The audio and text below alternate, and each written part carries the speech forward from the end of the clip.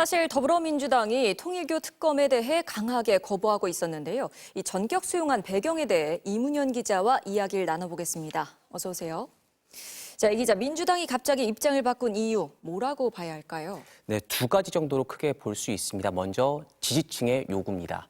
지난주 갤럽 여론조사를 보면요. 전체 응답자의 62%가 통일교 특검에 찬성한다고 했는데 특히 더불어민주당 지지층에서 특검 찬성 여론이 67%로 나왔습니다.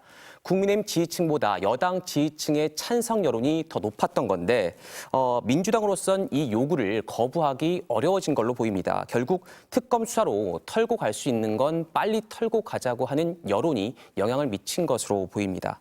그리고 또 한편으론 특검 수사가 진행돼도 민주당이 크게 손해보지 않을 것 같다. 국민의힘이 더 불리할 것 같다는 계산이 있었던 것으로 보입니다. 전재수 의원, 임종성 전 의원에 대한 수사가 시작되면서 민주당에서 사실상 나올 건 다 나왔고 20대 대선에서 통일교가 조직적으로 개입한 의혹으로 확인되면 당시 선거에서 이긴 국민의힘이 더 큰 타격을 입을 거란 겁니다. 그런데 이건 민주당의 관측이고요. 이에 대해서 국민의힘은 전재수, 임종성 두 명에서 끝날 것이란 전제는 틀렸다. 그리고 누가 자진해서 손을 들겠느냐 이런 입장입니다. 네. 자, 그리고 오늘 조간신문 보니까 통일교가 윤 전 대통령 당선 직전에 이 국민의힘 전현직 의원들을 조직적으로 접촉했다는 기사가 나왔습니다. 이 기사에 대한 당사자들의 반응이 나왔습니까? 네, 먼저요. 오늘 좀 더 구체화된 의혹은 2022년 3월 대선을 앞두고 통일교가 국민의힘 도당 핵심 관계자들과 접촉을 했다는 겁니다. 한일 해저 터널 관련해서 사업 제안서를 국민의힘 인사들에게 전달을 했고 쪼개기 형태로 총 1억 4,400만 원의 후원금도 줬다는 내용인데요. 그간 사실 조금씩 보도가 됐던 내용이긴 한데 이번엔 국민의힘 관계자 13명의 실명과 후원금이 전달된 여부에 대해서도 통일교 내부 문건으로 나온 겁니다. 저희가 직접 해당 의원들에게 좀 물어보니까요.